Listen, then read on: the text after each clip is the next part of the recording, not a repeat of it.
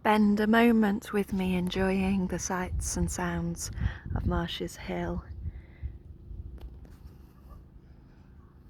Looking this way you can see Mow Cup, you can see Chatterley Whitfield, and that way on a clearer day you can see Port Vale, and from the top of the hill Stoke City I believe, and when it's really clear that way you can see the Welsh mountains.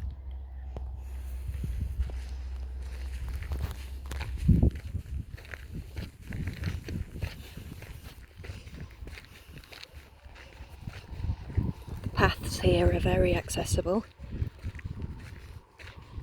and all the way round there are several benches so that you can enjoy and sit down if you need it. When I say very accessible, they're reasonably flat. They might have the odd issue for people who struggle with steps, but they're not bad at all. I think you might be able to get up to this point, certainly with quite limited mobility, if not a wheelchair necessarily.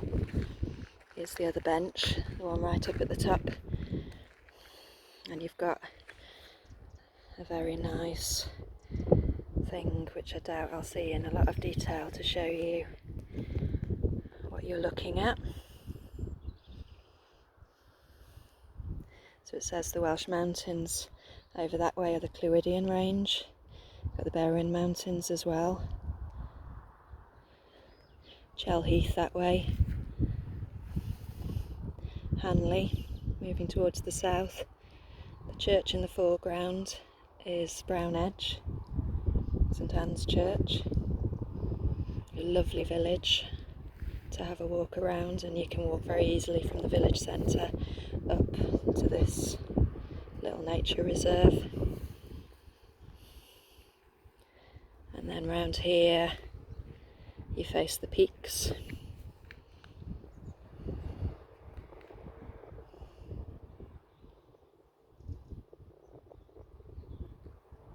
The Roaches, Ramshaw Rocks are directly this way,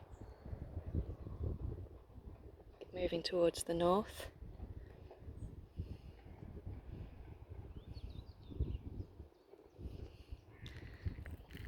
In that direction you've got Biddulph Moor, and the woodland down there is Snipersley Wood, and you can't see it, but straight down that way you've got a gorgeous reservoir and cafe, park, play area,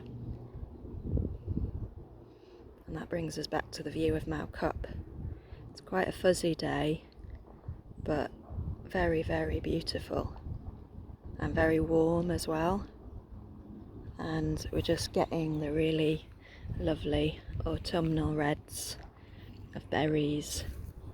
Up here the blackberries are still actually in season, which is nice. They're starting further down the hills to be past their best, but up here I think you'll still be able to find some blackberries, maybe for 1 or 2 weeks.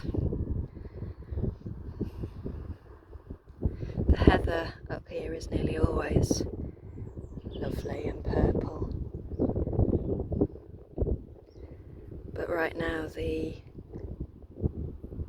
grass is a very vibrant yellow as well, which is nice, and when it's a warm day like today you can hear the last of the summer crickets.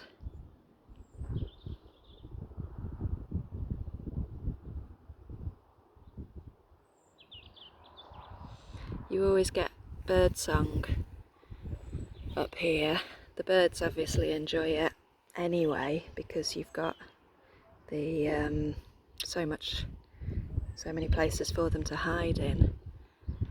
But what's nice is at this car park people have created a little bird feeder, and they leave seeds for the birds. So even if you weren't able to walk up this hill, it's a very, very flat, accessible car park that's usually got at least one other car. I think nearly every time I've been there's been at least one other car, so it feels safe if you're coming up on your own. don't feel up to the walk, you can just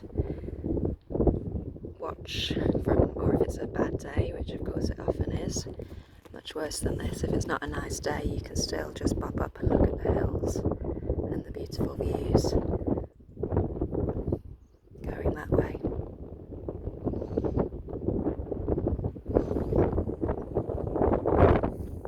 I'll just take you down the path so you can see the path that leads up to this high point. This is supposed to be the highest bit of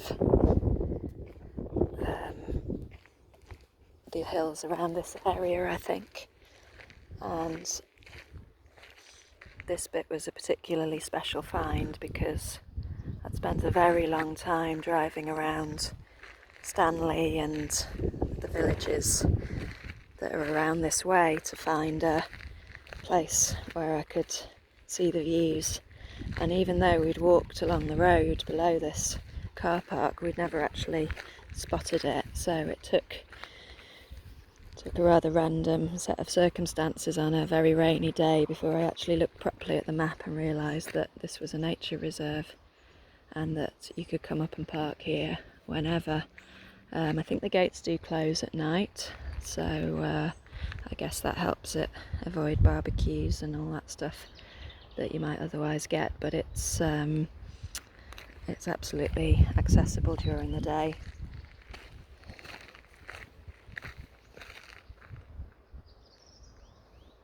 Seen a pheasant here a few times. Again, coming to enjoy the birdseed.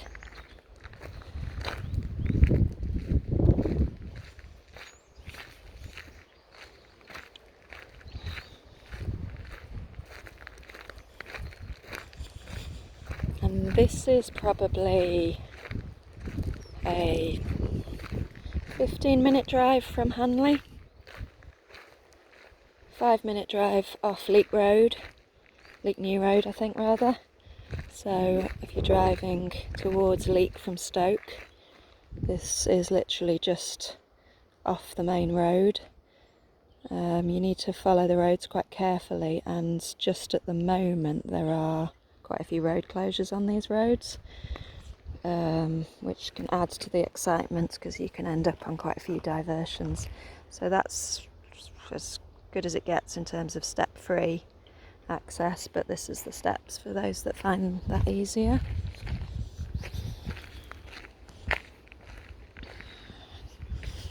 The warm sunshine.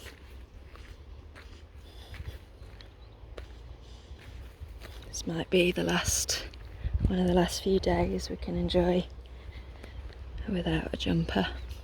You see, fabulous car park. There's a couple of dog bins, lots of dog walkers come up here, and this is the information sign. So tells you a bit about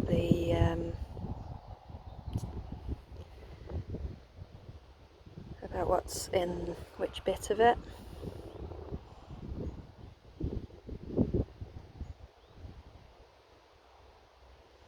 And here's some pictures of the wildlife. I haven't seen a linnet yet, but I have seen lots of nice other birds. And I always call them blueberries, but they're actually bilberries that you can also pick when they get big enough here, so you can have a little snack on your walk.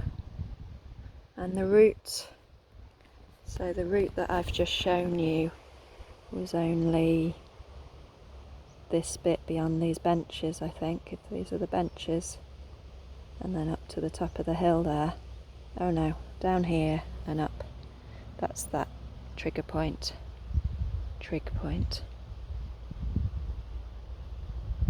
Oh, it's called a toposcope on this map.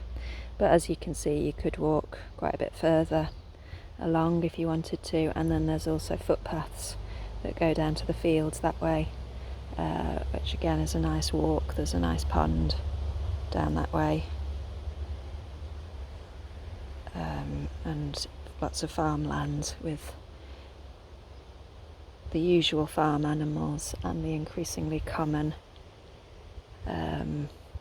llamas and alpacas. So it's the view of the car park, and there's no birds on the bird feeder just now, but if you drive here yourself you'll certainly see that.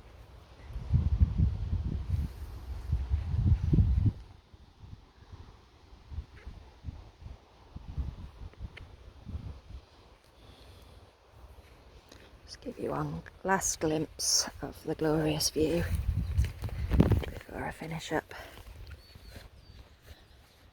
And this way was where I could hear a lot of the crickets and the birds in the heather.